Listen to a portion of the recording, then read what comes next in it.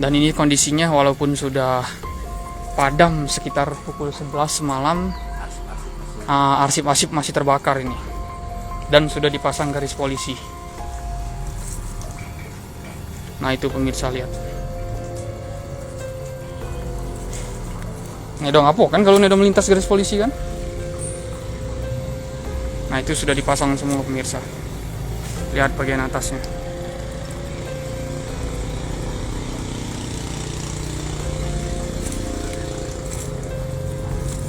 Nah pemirsa, api padam jam berapa kak?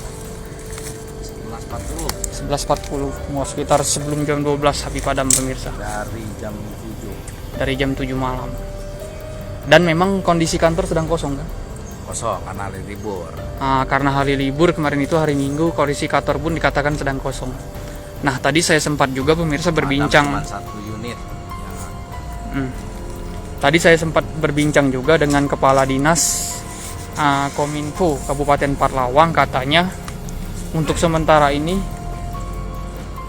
mereka belum mengetahui di mana mereka akan berkantor untuk sementara.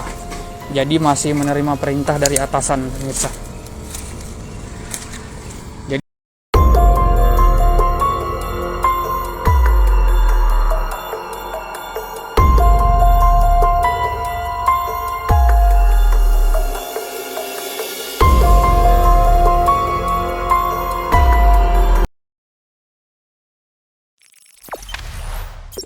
jangan lupa subscribe, share, komen, dan like ya.